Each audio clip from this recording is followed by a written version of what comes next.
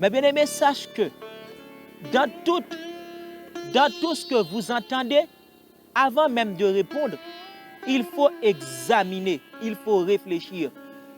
Dans le livre de Proverbes, toujours nous lisons, celui qui répond sans avoir réfléchi, sans avoir examiné, fait un acte de folie. Le sage ne doit pas commettre des absurdités. C'est-à-dire, c'est quelqu'un qui a le bon sens. C'est l'un des fruits de la sagesse, le bon sens.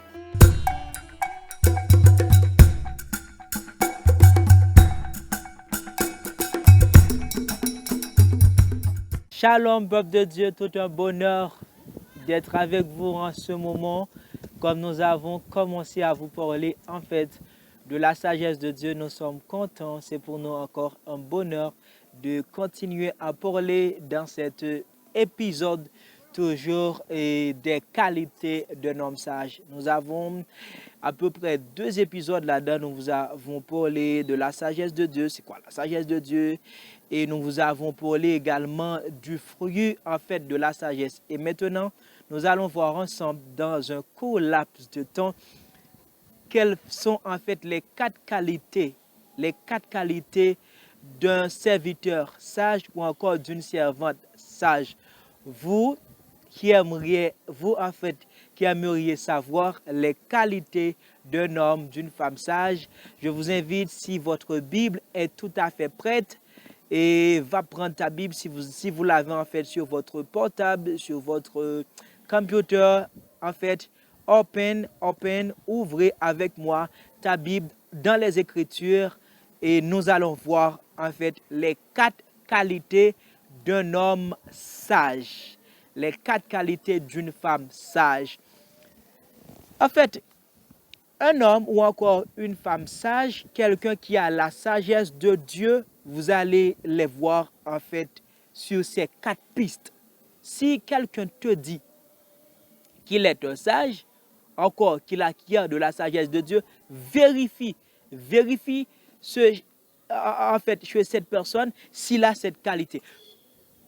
Nous allons pour texte Ecclésiaste 12, verset 9.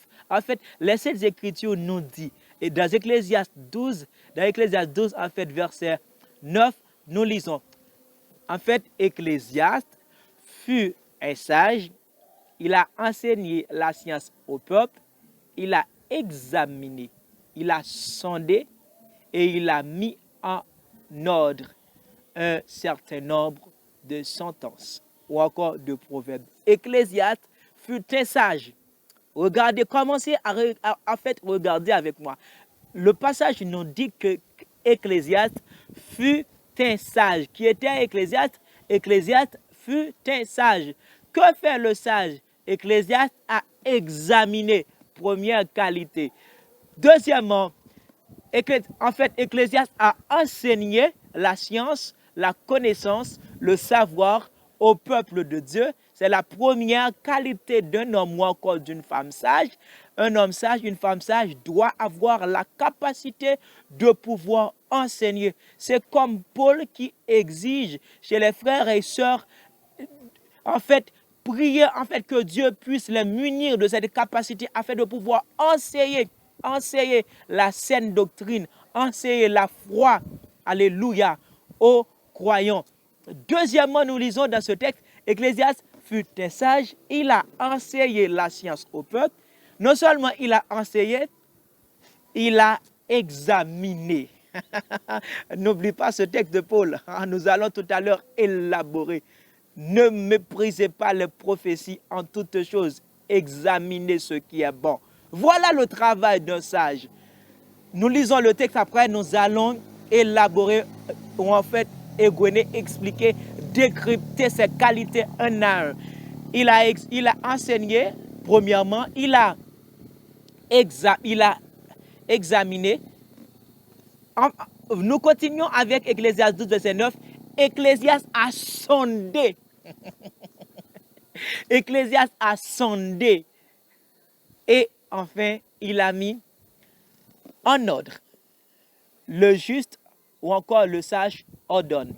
Premièrement, nous disons que nous allons en fait élaboré. Le sage, nous venons de voir Ecclésiaste, en fait, il était un sage. Il a enseigné la science au peuple. Qu'est-ce que cela veut dire? Qu'est-ce que tu comprends de cet enseignement? Regarde très bien dans le psaume 34, le 12e verset.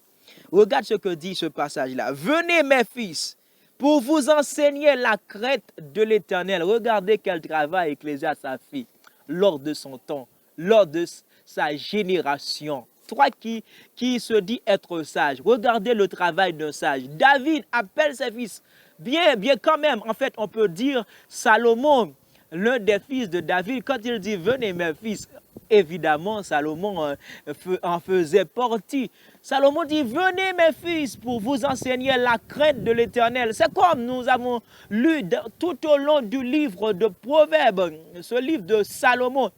Salomon a eu, en fait, il a trouvé la faculté, la sagesse de pouvoir écrire le livre de Proverbes, un livre émaillé, rempli de sagesse. C'est parce que, premièrement, Salomon, il a reçu l'enseignement de la crainte. David dit, venez mes fils pour vous enseigner la crainte de l'Éternel. La crainte de l'Éternel, c'est-à-dire comment révérer, avoir craintif pour Dieu, comment honorer Dieu. C'est ça, Salomon a appris ça quelque part chez son père David. C'est pour cela, Salomon, en fait, il a eu toute cette capacité, toute cette aptitude. Et Salomon, en fait, il avait plongé dans une totalité parfaite de la sagesse de Dieu. Venez mes fils, toi qui as ton fils frère, toi qui as ta fille, mon frère et ma soeur, ne négligez pas, marchez dans les traces des serviteurs que Dieu a confiés. Fais comme David, enseignez à ton fils comment révérer Dieu, comment honorer Dieu, comment exalter Dieu, comment glorifier Dieu, comme David l'a fait pour Salomon. Et maintenant, nous qui puisons dans le livre des Proverbes, tant de sagesse, c'est un travail que David a bien fait. Et il a fait pour son fils Salomon. Maintenant, nous avons appris toutes ces richesses dans la bouche de Salomon à cause de son père. Toi, qu'est-ce que tu fais? Il faut enseigner comment craindre Dieu. Comment craindre Dieu? Et nous lisons dans Proverbes 22, verset 4. Regardez très bien toutes les richesses qu'a eu en fait Salomon. De Proverbes 22, verset 4, l'Écriture nous fait savoir, c'est Salomon encore qui nous dit, le fruit de l'humilité, de la crainte de l'Éternel, c'est la richesse, la gloire et la vie. Tu vois l'émanation de la richesse de Salomon? C'est parce qu'il a enseigné un enseignement sur la crainte, il a craint Dieu, et bien maintenant, voici le fruit de la crainte de l'Éternel. Le sage enseigne. Enseigne quoi? Les sages enseignent la crainte de l'Éternel. Si un chrétien ne donne pas ses oreilles pour entendre Dieu, si un chrétien ne donne pas sa vie, si un chrétien ne donne pas tout son temps pour la parole de Dieu, à entendre Dieu, à écouter Dieu, ce chrétien-là, tu vivras dans la tristesse, dans l'angoisse. Le fruit de l'humilité, de la crainte de l'Éternel, c'est la richesse, la gloire et la vie. Salomon, en fait, Ecclésiaste fut un sage. Il a enseigné la crainte de l'Éternel. Jésus-Christ nous a fait savoir de chercher premièrement le royaume de Dieu et sa justice. Toutes les autres choses vous seront données par-dessus. Fais le bon choix. Fais comme Marthe qui a choisi d'entendre Jésus, qui a choisi d'honorer Jésus, qui a choisi d'exalter Jésus. Fais comme cette servante-là. Et maintenant, vous allez voir la gloire. Crains Dieu, fils de Dieu. Crains Dieu, fille de Dieu. Là-dedans, après avoir craint Dieu, tu obtiendras tout ce dont tu te donnes peine à chercher. Le sage enseigne. Enseigne quoi? Ce n'est pas n'importe quoi. C'est comme Paul qui dit à Timothée, tu seras un bon ministre nourri des paroles de foi. Tu vas enseigner des paroles de foi. Le sage enseigne. Si tu vois un sage, si tu vois une femme sage, il n'enseigne pas comment craindre Dieu. Comment craindre Dieu, c'est-à-dire, c'est révérer Dieu, lui donner gloire, lui honorer, lui exalter. C'est ça, craindre Dieu, c'est le révérer, c'est-à-dire lui donner son honneur, l'exalter, etc. Deuxième qualité d'un homme ou encore d'une femme sage. Un homme, une femme sage, non seulement il enseigne, il examine également. Voilà, c'est comme les Haïtiens qui tombent dans un langage haïtien, kachoum boumbe, c'est-à-dire qui tombent dans le désarroi, qui tombent dans l'angoisse, qui tombent dans la déchéance totale, c'est parce qu'il n'a pas fait cette chose-là. Examiner. Mais bien aimé, regarde ce que Paul dit en 1 Thessaloniciens, verset 5. 1 Thessaloniciens, chapitre 5, en fait, le verset 21. Lisez encore 1 Éphésiens 5, verset 10. Les sages discernent, le sage examine. C'est-à-dire, observer avec attention, avec réflexion. C'est ça, examiner. C'est observer avec attention, avec réflexion. Comment un sage, un homme sage, une femme sage peut examiner? Mais bien aimé, sache que dans tout ce que vous entendez, avant même de répondre, il faut examiner, il faut réfléchir.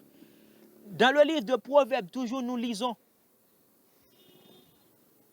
celui qui répond sans avoir réfléchi, sans avoir examiné, fait un acte de folie. Le sage ne doit pas commettre des absurdités.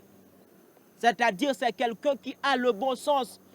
C'est l'un des fruits de la sagesse, le bon sens.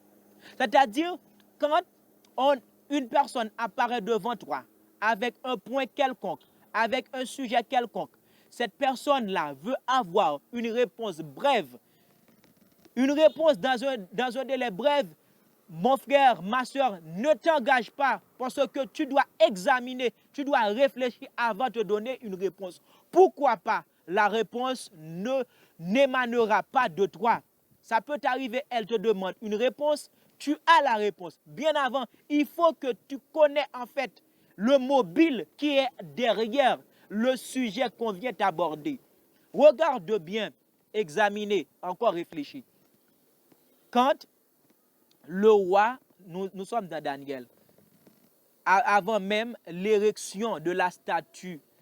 Tu vois la décision de Daniel, quand il a rencontré Arjoc, aller dire au roi de nous donner du temps, nous allons rencontrer notre Dieu. Bien-aimés frères et sœurs, toi, en fait, ça peut t'arriver à ce moment-là, tu as quelqu'un qui parle avec toi.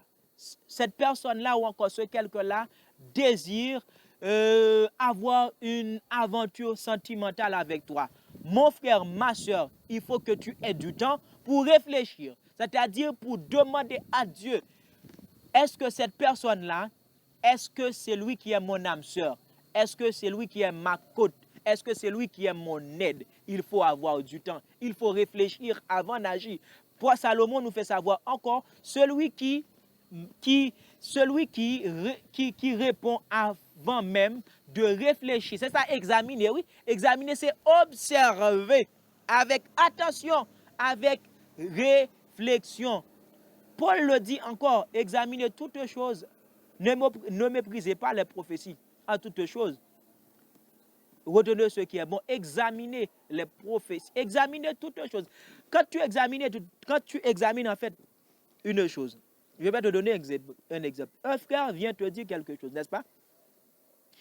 De toutes les choses que cette soeur, que ce frère-là te raconte,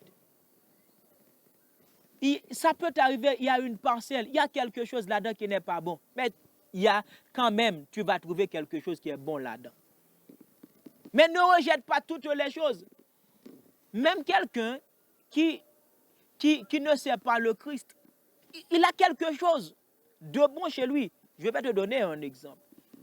L'homme, c'est l'Éternel qui l'a créé. Quand même, ça peut t'arriver, un homme, il ne sert pas Dieu, il a quelque chose de bon. Prends ce qui est bon.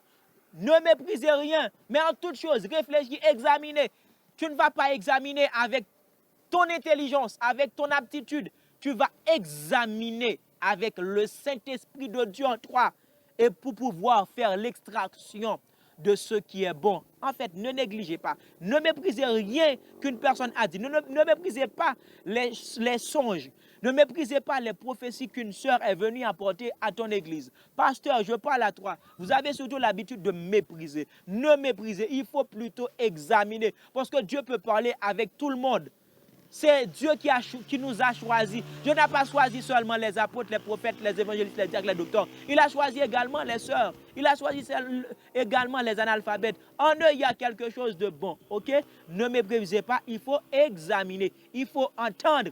Il faut réfléchir pour pouvoir saisir ce qui est bon. Et quand tu parviens à trouver l'essentiel, la quintessence, applique-le. Le sage a enseigné, le sage a examiné, c'est-à-dire réfléchi pour tirer ce qui est bon. Le sage, troisième qualité, un homme, une femme sage, non seulement il a enseigné et examiné, eh bien, nous voyons Ecclésiaste fut un sage, il a enseigné la science au peuple, il a examiné, troisièmement, troisième qualité, il a sondé. Sonder, qu'est-ce que cela veut dire? Chercher à connaître. Un sage, dans les affaires de Dieu, une femme sage, elle doit être curieuse. Un homme sage doit être curieux. Laisse-moi te dire, sonder, chercher à connaître.